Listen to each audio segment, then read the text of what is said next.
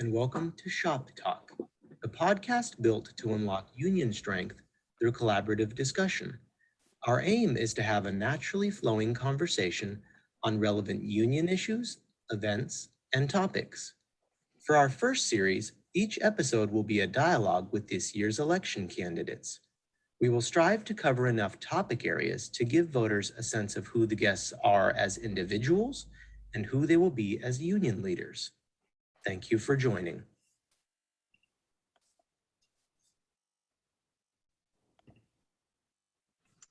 Hello and welcome to Shop Talk. I'm your host today, Frank Perry.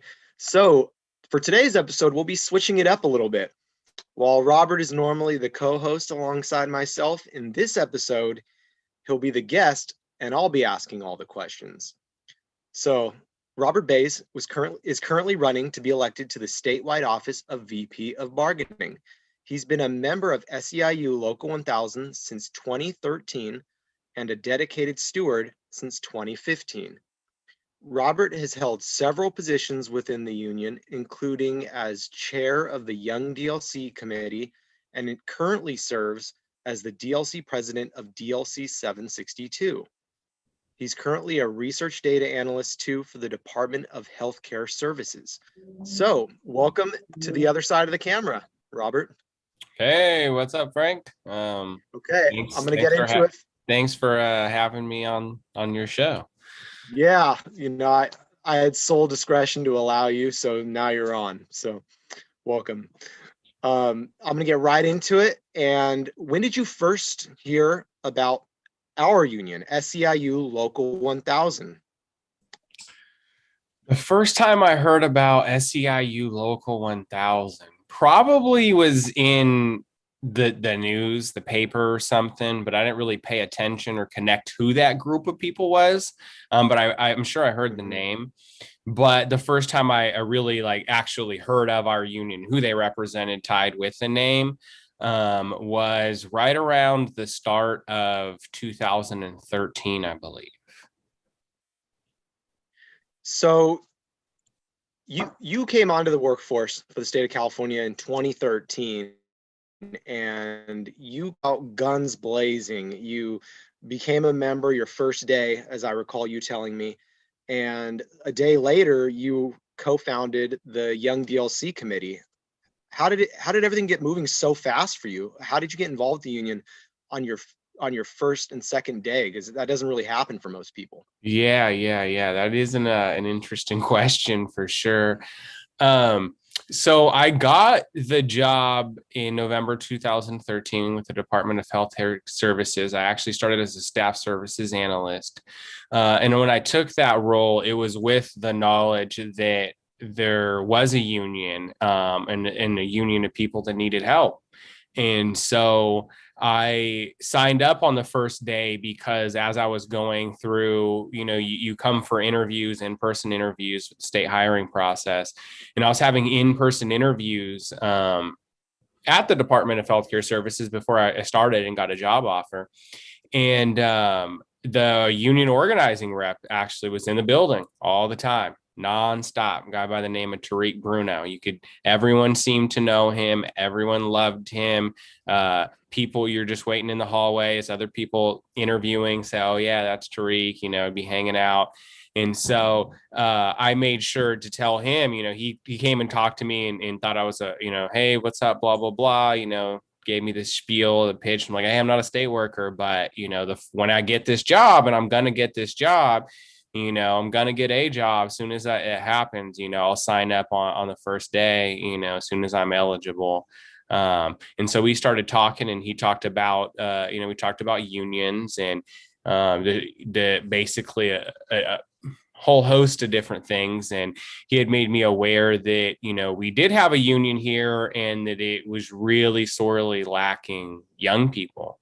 And so we had talked about starting an organization, and I think it was just a general organizing conversation at first, but obviously I got the job and I did exactly what I said I was going to do. And I think that came as a surprise to some, but it was, I don't think it was a surprise to me, so to say. So what happened with Young DLC? How did it get built up from this idea to becoming a committee and just changing a lot of the ways that young people approach the union?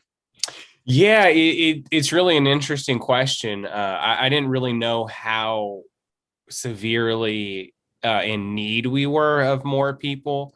Um, Obviously, I saw Tariq Bruno. He didn't look to be too old, but I did understand he wasn't, a union member, that he was rather an employee of the union. And I noticed that, as I started worked, obviously I saw this in the interview process, but going through it, second interview, getting the job, starting, I noticed there's a ton of young people in the East End complex. And the East End complex is, the four buildings across from the Rose Garden and the Capitol that holds the Department of Healthcare Services and the Department of Public Health. So I just noticed, I'm like, God, it has to be at least a quarter, a third of the people that work here appear to be 30 or younger. So how is there an issue? And so that kind of spurred, well, hey, how is the union having a problem reaching these people? What is it? And so I decided, hey, we should change the way that the union kind of approaches young people. And looking more, I saw that some of these tactics that were used and communication strategies were based on things that have worked probably in the 80s, but nothing that was keeping current with how people wanted to represent themselves now. One of the big things I think that we focused on was having a higher professional standard. Clearly, we have a ton of people who are brilliant that work amongst the state workforce. But when it comes to the union, no matter how smart these people are, no matter how good they are at their jobs, stewards, activists, the thing is the culture still is revolving around things like a t-shirt. Right. And getting a pin and, just the way they did swag. And we kind of thought like, hey, I want to represent my union. I want to be part of that solidarity, but I don't necessarily want to wear a t-shirt. So how can I do that? And I think that there's a whole group of people who are really interested, were and are in, hey, how can I take a bigger involvement in my union, but while also maintaining the level of professionalism that, they're personally known for, and kind of, their own, without ruining their own brand, I guess, so to speak, as a person. Mm-hmm. And so, yeah, I guess it just kind of, a lot of people feel that way. And, it took off from there with the series of events. And, we could go more into that if you want. But I think it was just based on the mindset of unions are important. On top of that, having a strong contract's important. In order to do that, you need to have the people on your side. We're the people. And although we have a lot of, and this wasn't an indictment on any of the stewards that existed then or anything like that. It was more just an appreciation of all the fight and all the work that's come before us is all going to come to a stop if there's no one to continue the work. Right. And so I think that it was developed based on like, hey, we need to tap into the next generation of people, not to do better, but to continue the work that's been done, by unions, and how important unions are to our country. So you and Tariq, and then later on Antonio Baxter and myself, you started the career workshops. How did that kind of factor into what you were trying to build and how you were trying to build up not only the union's engagement with the community, but also the young people's engagement with the union? Yeah, the career workshops were something that kind of was. I want to start by saying it was a huge team effort. that took a lot of people to pull off. And in the end, right, the way where we got them to. But it was kind of a brainchild of mine at the beginning when I started applying for state jobs and realizing like, man, this is a really cumbersome process. There was a lot of steps to it. You couldn't apply online back in those days. Everything had to be mailed with a hand signature, printing out application, spending a ton of money. And then just the way that your application would be selected, the way that your interview is scored, things like that just aren't really the same as they are anywhere in the private sector. It's a completely different world that you're stepping into. And so I took it upon myself to, really hit up or contact rather, people who worked for the state. There's public information. So even right now, anyone could go onto a department's website, different Cal HR website. You can find important people who work within the state. You can find, I used the job announcements to contact the contact person who's on there and say, hey, who's your boss and who runs this and that. And basically to talk to people to figure out what is the process, how does this process, kind of work. And so I kind of did all that for myself so that I knew, hey, what am I working with here? How do I best position myself to get a job? And then coming on, with the state and then with the union, it was really a matter of, okay, so what is the value that the union is bringing to people, right? And so I kept hearing people say when I'd engage, us young people, the young DLC would engage with people, they'd say, well, what does the union do for me? And it's kind of like, well, that's a valid question. And so that needs an answer. So how could we boost that? But then also meeting a ton of other stewards and people really understanding, and the CBERs and the DBERs and people who dedicated their lives to the union. And then hearing their stories about how, they're, in the same position, the same classification for 20 years, 28 years. And that's really honorable and noble until you talk to them a little more and you realize that a lot of these people are there not necessarily because they want to be, but more so that they feel like that their union or that their career is kind of stalled out and they don't know how to take that next step.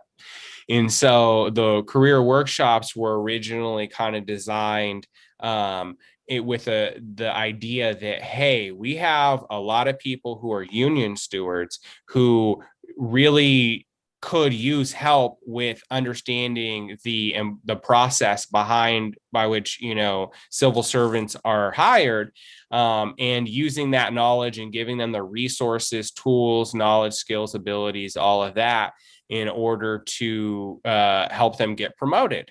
Right? Because the stronger our union people are in their home and in their personal life, the more income they have, the more security they have, income security they have, the more they're going to be able to, perform work with us, and do that important stuff that we're doing.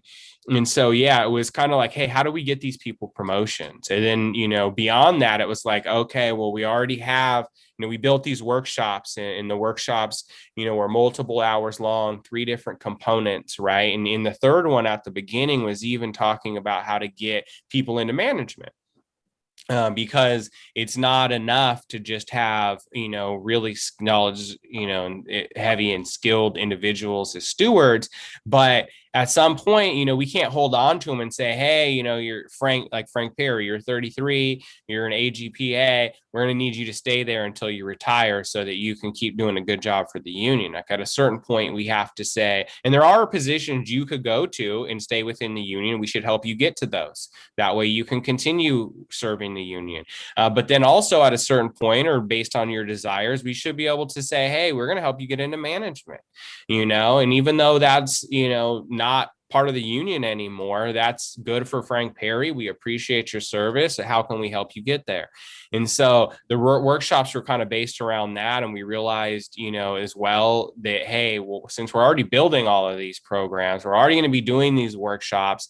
Once we fulfill the needs of the stewards and activists that we have, are there other people that are members, that who come to all the worksite meetings, who show up every month and, who are engaged with their stewards and their DLC leadership, that we could then help them, right? And kind of prove like, hey, we have some value. And then, hey, beyond that, are there people who aren't a part of the union, who say, hey, the union, doesn't do anything for me? Well, are there any of them who could benefit from this knowledge, right? These knowledge, skills, and abilities, who could really, boost themselves and boost their career. So hey, even if you don't become, a member, after it, you can't say that we didn't do anything for you. And then, another additional layer on top of that being like, okay, well, who around the community needs a job, that has been trying to get onto the state, and if we can make that successful for them, we can help them get onto the career. So who of those people exist?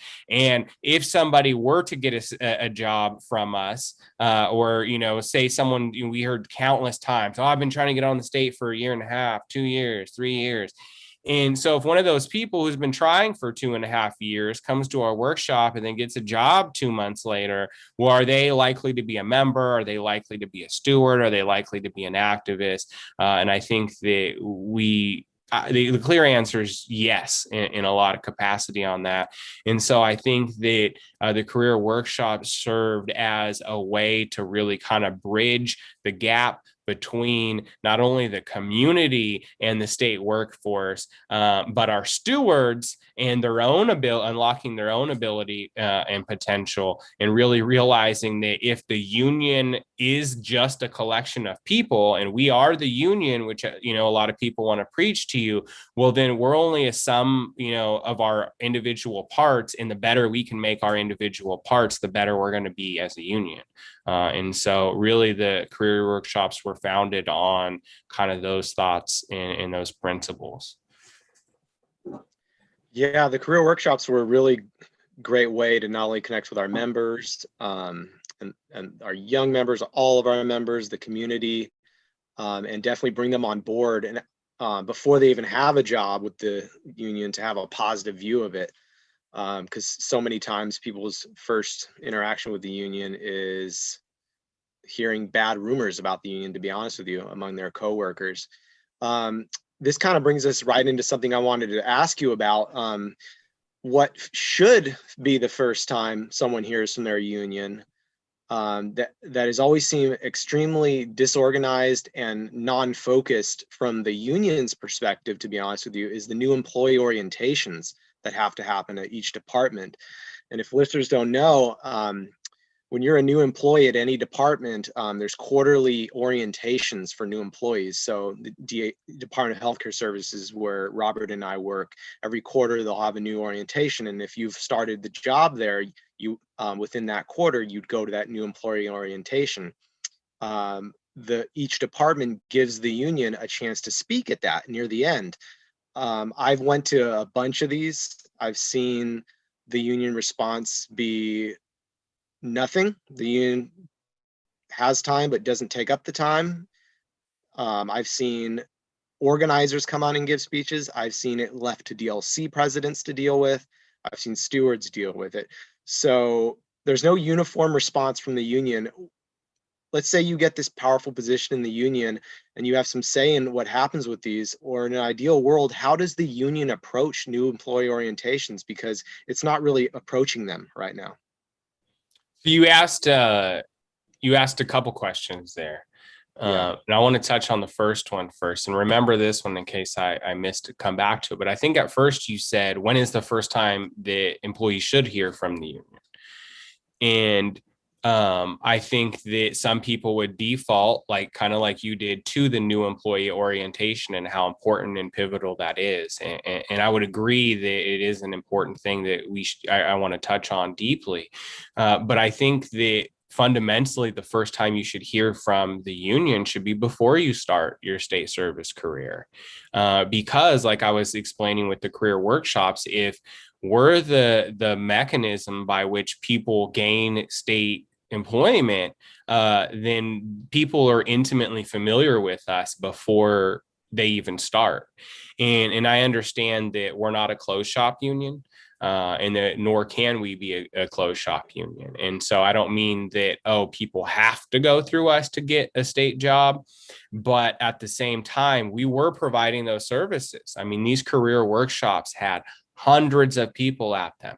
They were overbooked every single time. We always had to deny people access and say, hey, wait for the next one. You'll be on the list. There's lines of people out the door. And so, like I said, these were from all the groups of people. These were stewards, these were members, these were non-members, and community, right? 4 different groups that we were hitting.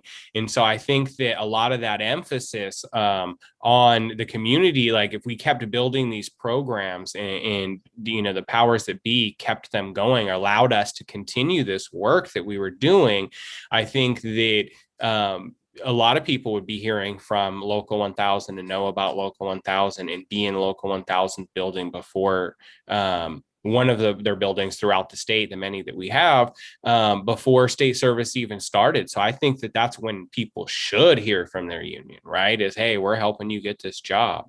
Obviously, if we aren't capitalizing on all that, and we're waiting for, hey, okay, we're assuming people are starting this job. Well, should they hear from you? Well, yeah, it should be immediately. And part of that is kind of strengthening the language behind the new employee orientations. And so, yeah, my history with the new employee orientations was kind of a mixed bag as well. And so, and that being that I've attended more new employee orientations as an observer than the average person, right? So obviously, I've only had so many new employee orientations as a worker, but as a steward, I'd go and look at other people's, and people would often call me and say, "Hey, can you come help us do a better job? What can we do to get more of these people, to become members?" And so I think that you should be hearing from people at the new employee orientations. And I saw several instances where that wasn't happening. I remember when, actually, this is a funny story. When I went to when I went to my new employee orientation at the East End complex, so I started November 6, 2013. Shortly thereafter, there was a new employee orientation. And they opened it up and said, hey, here's what we're going to be talking about. Everyone got kind of agendas and binders, and it's a full day, right? You learn about all sorts of things, parking and, whatnot, where the snack stores are and what have you. And so during that preview of the day, the person who was running it, who worked for the state of California and for the department, was actually said, oh, and then there's this union thing that's optional at the end, and you can leave before that. And I was like, that doesn't sound right. So I remember I hit up Tariq on break and was like, hey, this guy's saying that this is optional. Like, I don't think that it's optional. And so I stood up during the class and kind of made it, stink like, hey, not at that point. Later on, we had lunch, and then it was like, hey, after you come back from lunch, we're going to have X, Y, and Z. And then you're going to have this union thing that's optional.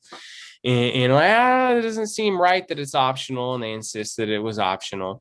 And so during the lunch break, I called Tariq and said, hey, you need to come down here. And I pulled the trainer aside and said, hey, this isn't right. I'm having a rep come down here. And we sorted it out. And he came back after. And, even though I just started, it was already my first action at the work site. And he said, hey, you know what, actually, this isn't optional. It is optional, but it isn't. You guys need to stay.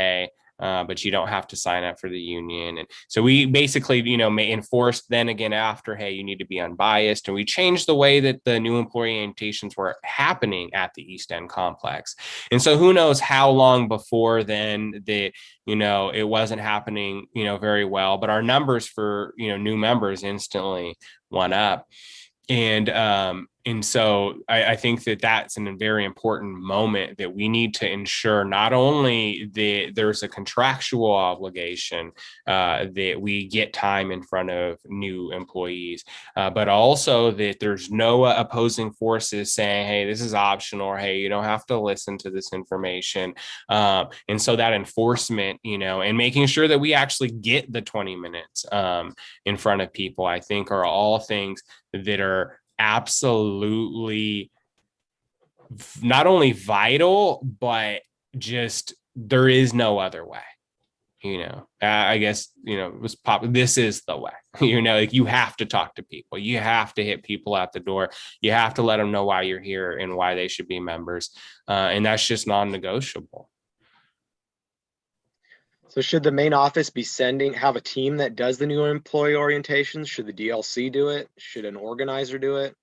I mean, that's a great question. I think that the way that it works now is that the state gives discretion to the departments to run the new employee orientation, which then means that you have a different new employee orientation for everyone. It looks different. Some are online, some aren't, some are monthly, some are quarterly. And so I think, unifying in some way the way we do in a new employee orientation. And so I think that, maybe trying to update the language and our access, to members to say like, hey, no, we don't get a portion of the new employee orientation. You need to schedule your own for us.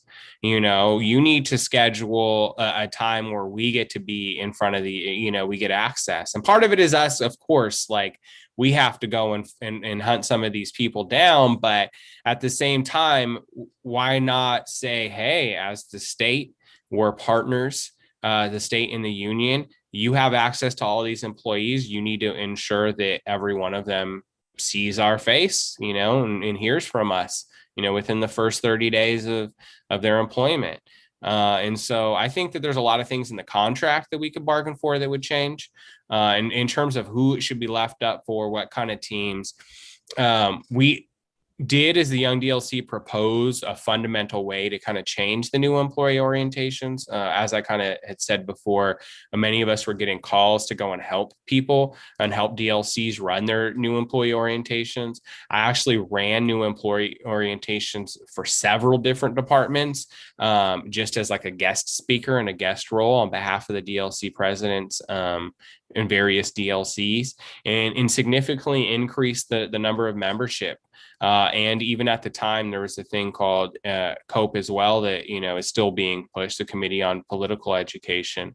Everything, is kind of being pushed into the new employee orientations. We kind of switched it around to say, hey, no, we're talking about value. We're talking about return on equity. We're talking about, your contract rights, your future, what value we give to you as an employee. We're not sitting here saying, hey, nice to meet you. Let's ask for more money. Hey, thanks for the money. Can we get some more money? And so because we were kind of switching that out, we were getting record numbers. I actually led the state. I was told on multiple occasions and given an award at the Real-Time Strategic Change that I led the state amongst everyone, all stewards, all staff members, everyone in new member signups. And that was largely in part with our ability to communicate with the members in a way that kind of really spoke to them and didn't spoke to them and their needs as opposed to speaking to what we needed from them.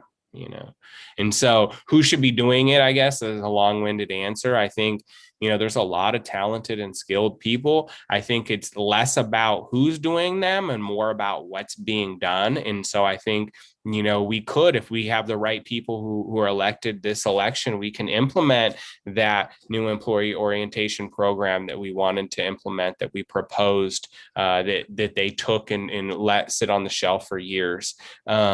And really kind of fundamentally change the way that people kind of view the union. And I think that that's, the start that we need, the spark that we need. So you're running for VP of bargaining now. You're a DLC president now. You've been involved with the Young DLC, you've run a bunch of programs through there. Why did you choose for your next route to be the VP of bargaining?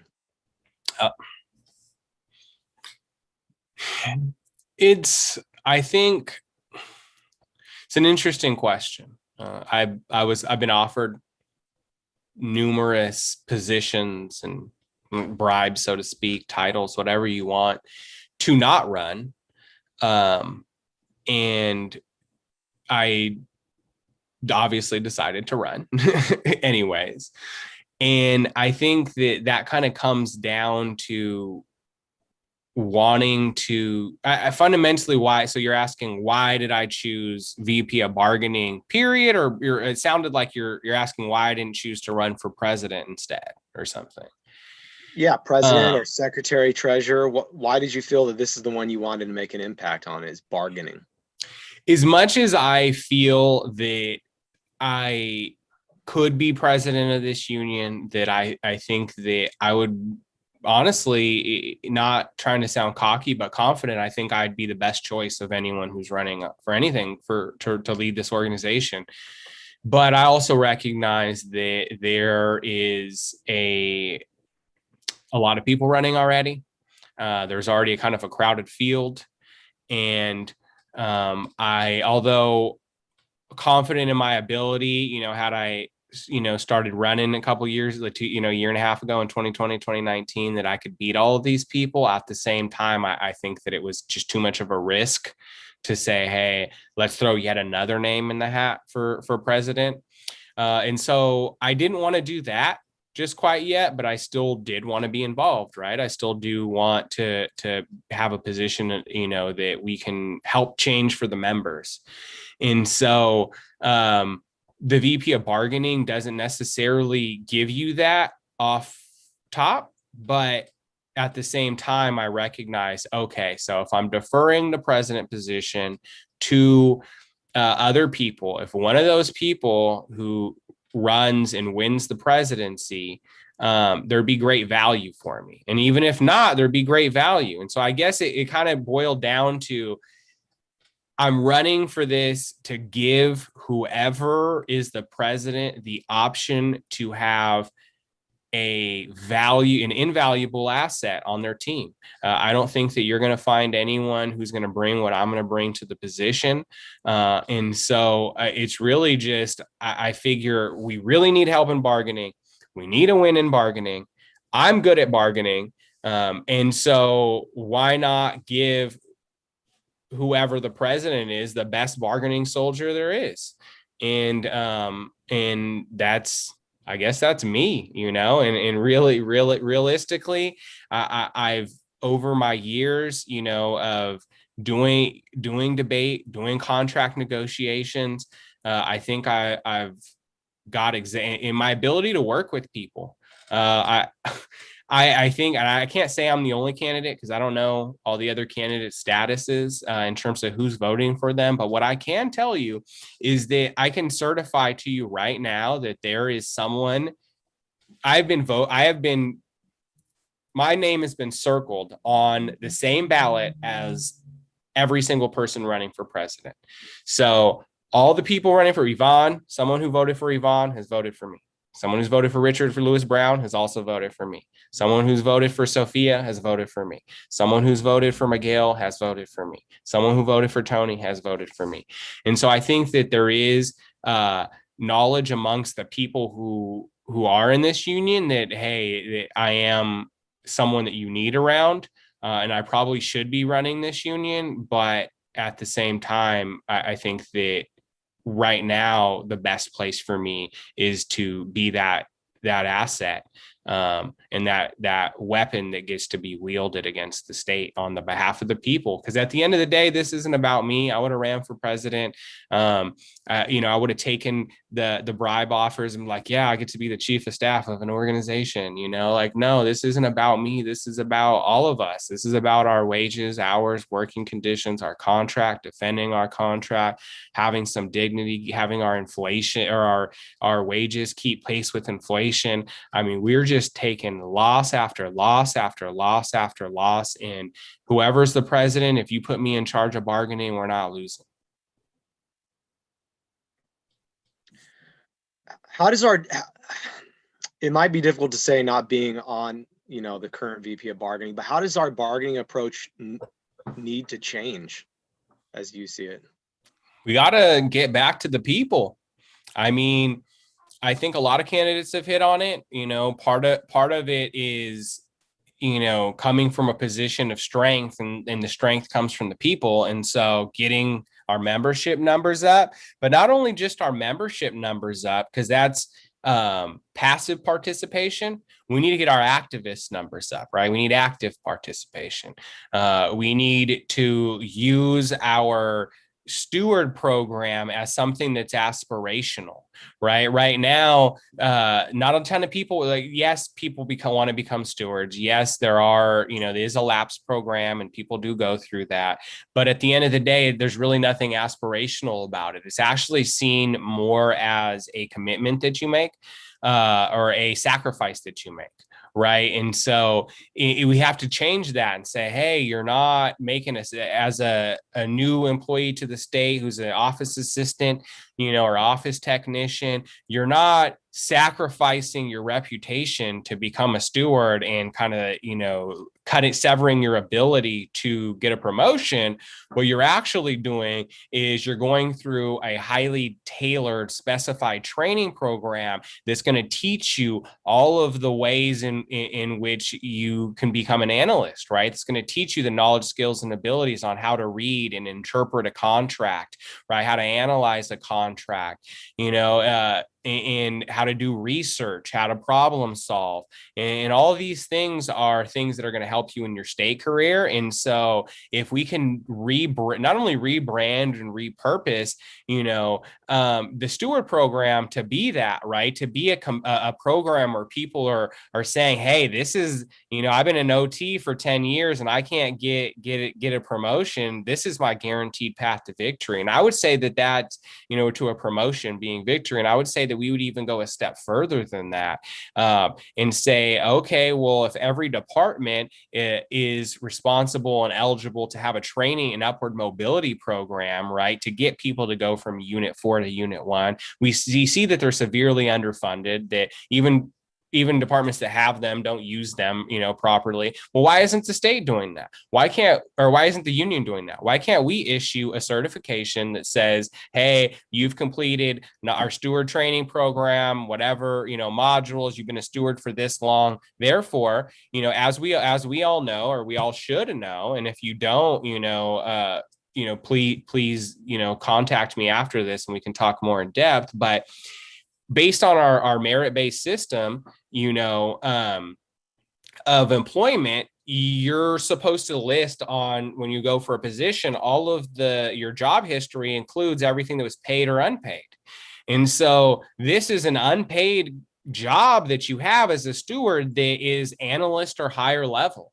And so there's no reason that anyone who's, not in Unit 1 can't use this as a vehicle to say, hey, I did 3 years, as a union steward. That counts the same as, 3 years as a AGPA. Therefore, I'm qualified. And so I think kind of refocusing and redoing, all of that to kind of really empower the people, and really kind of, like I said, build our army up, right? Build the knowledge, skills, and abilities of our people up.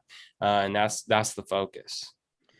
Yeah, that's what we got to do for marketing. Yeah, we hear from every candidate. We need to build up the union and build up our support within our union membership. And that would allow someone like you to go in as the VP of bargaining with that army behind you, and then allow you to use your skill set that you talk about, your debate skills, your negotiation skills, your finance skills, to do your job at the table. So absolutely. I understand what you're saying. And hopefully I don't sound like every other candidate, because I think that for me, it goes much deeper than to say, oh, we need to better, we need stronger stewardship. Like, no, I just laid out a plan to do that. And plenty more of those, where that came from. I can work with anyone. So it's more about turning those ideas. Like I said, it's not unique. I'm not the first person to say, oh, we need this, that, or the other, but who's going to be the one that's going to convert that into action? And I think I proved that was me when I was allowed to do that. Unfortunately, with the career workshop, you start building momentum, thousands of people are getting jobs, getting promoted. People are hitting you up on the streets. You're trying to have restaurants, you're trying to have dinner with your significant other, and people are coming up to you, right? The powers that be, the current leadership, the president sees that and goes, oh, whoa, that you're, a lot of people are benefiting from what you're doing. We got to stop that because they're not beholden to me. Right. So if you can so the reins were placed on, but if you can take those back, I mean, it's proven that let me work and work will get done, and that's really all it takes. And so, when I win this election, whoever wins, whether it's Yvonne or Richard or Sophia or, McGill, let me work and our union will be better. Let me bring other people to work with me. It's not just me, but as an organizer, I'll organize people. We've seen it. We could see it again. You just got to execute right on these votes. Yeah, and we don't hear enough of that from the candidates. What you just said is that, regardless of who you're going to have to work with, is that you're putting names aside, you're putting allegiances aside. Your goal is the union. Your goal is to help the group and to work with anyone to get that done. And I think that's an important message. And that brings me perfectly into my next question. Is a lot of people, when they're voting in this election, they get hung up on voting for a slate of people, and they see, oh, Sophia, I have to vote for her whole slate, or I see Miguel, oh, he's running with these three people. I see this Vaughn running with these, and everyone's running with someone. Why was it important for you? You stand out pretty much alone, especially in the VP positions. You're the only person running by themselves. Why was that important to you to do? Because I know you have connections to all the different people, and and I know you've been approached. Why was that important to you? I'm not thinking. I'm thinking of how to say this. I don't want to offend anyone because I think highly of a lot of these people, in terms of their heart and their effort. I would say that I'm the only one that's not a politician, really. And I know, like I said, I already know people are going to contact me. Hey, that's no, I'm not saying that offensively. I know some people think that they're not politicians, but at the end of the day, working to get elected in the ways that they are, right, with their teams is a political strategy, right? So developing a team and saying, hey, we're going to, have this person run and that person run and this person, you're strategizing in a way that is for the benefit of you only, or the people who are running, and not really for the members. And so these groups that formed never really looked around and said, hey, who's out there that can really help push the union forward? Instead, it was like, hey, I'm friends with this person and that person, let's team up, and how can we move the union forward? How can we get people to jump on our team, right? And so I think that a lot of these teams, and I support, like I said, these people. I'm not trying to talk negatively, but people would kind of counter with the whole, Sophia's team, Members for Transparency and Change, or, Unite Local 1000 team, and say, hey, they were open, right? They let Tony run for, to be the president. He lost the vote, so he split off from, that group. But in that same vein, yes, that's true. What is also true is that right after the election, after the three VPs won and Sophia lost 3 years ago, there was a meeting that, hey, we're going to run this same ticket. Let's run it back. And so there's already notions and plans to run it back 3 years before the election even happens. And so although you're then later forced into a situation where there was a vote and whoever wanted to put their name in the hat at that time could have, or whatever, on that night, or whatever the story is, the intention was always, hey, we're this close, let's push that team, let's see how we can make up that ground 3 years from now. And it was never an honest approach to say, okay, let's look around, let's see who's the best, for the membership, and who can do the most, over this next 2 years at least. And then a year out, we'll decide. And so because of that, and like I said, it's not every team was like that, right? There was the same thing with the people who are running alone, right? They don't want to run with the team because there's a strategy to that. And so for me, I kind of just felt like, hey, I'm running a different campaign. I'm running for the people. I am saying, hey, vote me in as the weapon that you need. But really, whoever wins the presidency is fine. It's what are they going to do? Are they going to use me or are they not? And I think that, it's given my track record and what I bring to the table, it's pretty undeniable that you would have to. Otherwise, you don't have the union's best interest in mind, and you shouldn't win in the first place. Like, we should recall you, really, frankly. Yeah. So yeah, I guess I'm running alone just because I didn't want to have to not that a team's not important. I've already proven that I can work with all these people, right? Like we started this show. We've had, multiple presidents on, multiple people running for vice president. I mean, people talk about Richard Lewis Brown like he's some crazed, lunatic who no one can talk to. And, we had an hour-long conversation with him, and I've had many conversations with him and with every candidate. And so it's really, to me, about, hey, I don't want to run with someone so that other people can be bitter and not use me later, right? If I were to ran with, Tony Owens, and then, Sophia wins, and then is she going to be upset and not use me, or vice versa? So it was just, I felt like it was just too political, too much, hey, our team, your team, and all these jockeying for position, and not enough focus on the members, right? Like, what are we doing? What are we doing with our contract? Why are we signing side letter agreements? Like, why are we, essential employees who don't get, compensated fairly? And, I think that something that's interesting that we have to remember when it comes to this next bargaining cycle, right, is that the state is always going to tell us, hey, you guys just don't have the right knowledge, skills, and abilities, so we have to outsource, right? We can't pay our IT workers more because our IT workers don't know enough.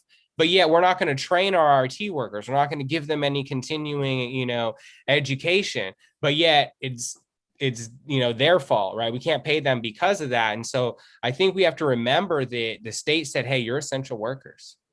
Hey, we're going to have you all become contact tracers in order for this COVID thing, right? And so what did we do as a workforce? We responded and we said, we're on board. We'll change our working hours, our conditions, the tasks that we're doing in order to serve the people of California, because we're civil servants.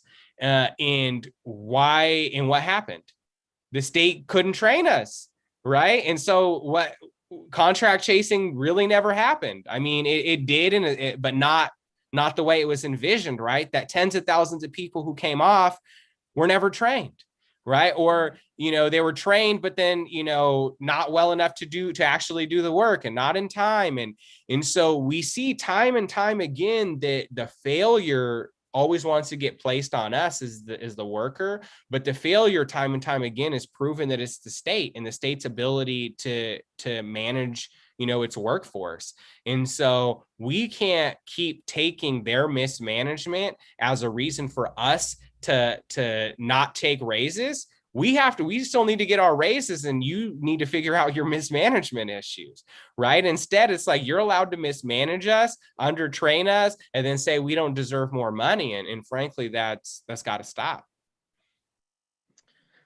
Yeah, I agree. It, going back to the answer to my question, it's important to know why you're running, and I think a lot of that gets lost in the political nature of these SEIU elections, and it becomes teams against teams and alliances, and we've just created more infighting, and we've gotten away from the goal. So it's good to know that your campaign is driven by knowing the reason why you're Yeah, running. it's not about infighting. I'm the opposite of infighting. I've talked to every candidate and let them know, like, hey, we're on the same team. And I've had candidates, who've talked to Sophia Perkins, I've talked to Annika and David, and I've talked to Richard Lewis Brown, and Tony, and it's always the same conversation. Hey, we're on the same team. Not even after this election, right? People want to say, oh, after the election, we're on. Like, no, we're on the same team right now. Mm-hmm. Like, I'm on your team right now. What can I do to help? And and by that, obviously, I don't mean like, hey, how do we get you elected? But what can we do to help the people? Right. And so, in that same vein, it was people. There was a large group of Heffens who support my candidacy, and that's the health facility evaluator nurses, and they wanted to leave Team Tony and join up with the Team Sophia's team, and they wanted them to endorse me as well. And I said, hey, we don't even have to talk about that. We don't need to, break up what you have going. For me, what's most important is that you openly and outwardly support these other people who are running, these DLC presidents, right? Who are running, because we're on the same team. And I think you can attest to this. People can say a lot of what, oh, you're talking this and that, but the whole reason this talk shop was started was really to kind of give a voice to the other candidates, right? Like, I wasn't the first candidate. I actually wasn't going to be a candidate until you kind of snuck this on me. But the reality is that I'm not thinking about myself really enough, if we're being completely critical. Yeah. But the reality is it's just not about me. It's about all of us, and us having a better contract and doing better. Like, we just have to. We just have to. We created this to build union strength. It says it on the flyer. It says it in the intro to the video. And this first way to build union strength was to let every candidate have a voice. We've invited every single candidate who's running for statewide office, and we've invited a bunch more that are running for local DLC offices to come on. And yeah, I did have to talk you into doing this.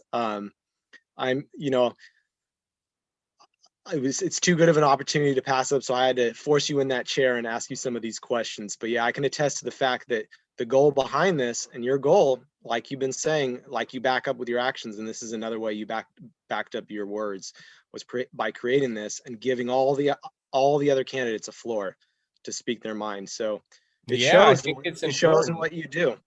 I want to move on. We only have about 6 minutes left, and I would be remiss if I didn't bring up a hot topic. The Sacramento Bee this last week just ran a huge article on this very topic. It talked about Tony Owens, who's running for president, and his stance on this issue. It talked about Richard Lewis Brown, who's running for statewide president, and his stance on this issue. We've talked about this issue with a lot of the candidates on the show, and now we need to hear from you. The big topic right now in the union landscape in SEIU Local 1000 is striking. What role do you think the striking should play, and what is your stance on striking? Yeah, it is kind of seem to be a hot button issue that they want, us to talk about. I think that it's especially hard to as say. VP of bargaining, this is in your wheelhouse. This is, something that's not allowed. Should it be allowed? You can talk anything you want about this issue. I know you have some ideas on the strike fund. I actually know that you are one of the people who proposed that because of your investment background of running a multi-million-dollar investment firm, that you proposed investing our strike fund dollars to grow it.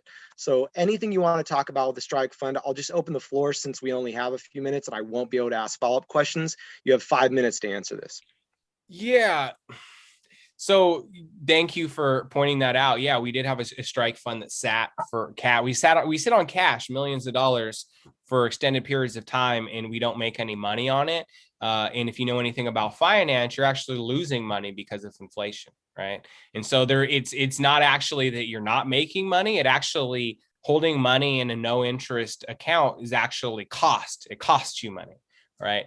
And so reversing that was, obviously a no-brainer. Hey, why would our funds remain the same when they could grow? And so, yeah, that was a no-brain approach to, hey, let's make some more money. When it comes to striking, it's not, I think the problem is that people look at striking in a vacuum, and it's not an activity that happens in a vacuum, right? So I although I do appreciate a sentiment of, hey, the VP of bargaining, this is your wheelhouse, you should know whether we strike or not. The reality is that for me, it would be a conversation with the VP of organizing and representation to say, hey, can we strike? Right? Because the end of the day, I think that, yes, there is the contractual side about striking and the strategic play and all of that. But at the end of the day, you have to be able to pull it off.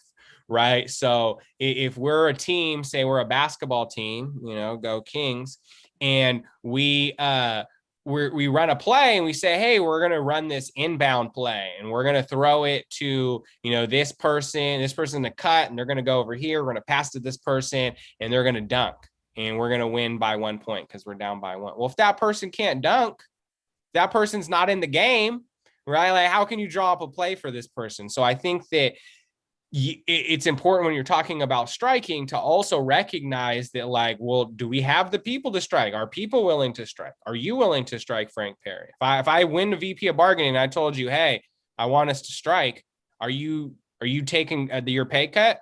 Can you afford it even? And so these are all questions that I think that, really we have to have a better understanding from the organizing and representation side.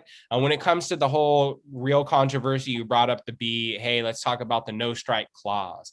Well, to me, it's a no-brainer that there's a no strike clause in the contract, because a contract, by virtue of being a contract, should be a no strike clause, right? You come to an agreement, you say, hey, for these 3 years, you're going to pay us this amount and have these conditions, for these 3 years. That shouldn't change. Same with, hey, on our side, we're going to provide this employment under these wages and these conditions for these 3 years. And we shouldn't balk at that either. So I don't have a problem fundamentally with saying, hey, we shouldn't balk at giving our labor away during the bargain contract, but also they shouldn't, do the same for us when it comes to pay, which we saw with the side letter agreement didn't happen. And so that's kind of the rub, right? Is it's the no strike clause isn't necessarily a problem if we pair that with a clause that says, hey, you can't reduce our pay, you can't take days away from us, you can't change, our wages, hours, and working conditions during, because that's what a contract is. Like, what's the point of it? Like, that's literally the definition of a contract. You're coming to an agreement. Hey, here's our agreement. And so that shouldn't be broken. I don't have a problem with that. In terms of should we strike, there are certain opportunities that would come up where you come at an impasse and you have an unfair labor practice. And I think absolutely before we can really answer that question, like I was saying, can we? And so that is the organizing, bargaining, representation, but also, do we have the money? And so as it stands right now, we frankly, simply do not have the money to strike. If we said, hey, we're going on a strike, they're going to say, hey, you should do that because no one's, you don't have the resources for that.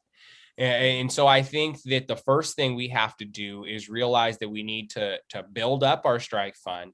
We need to have a strategic reserve of money so that when we say, hey, we're thinking about striking, it's met with the state saying, oh, well, they have the ability to do that.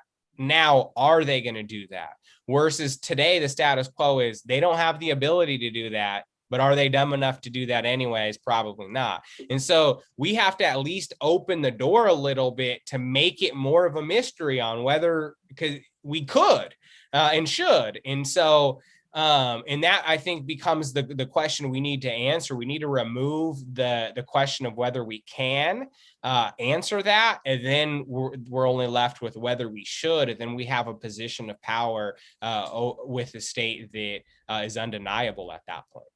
And I know that from my time in speech and debate, I think that was like exactly 5 minutes, probably.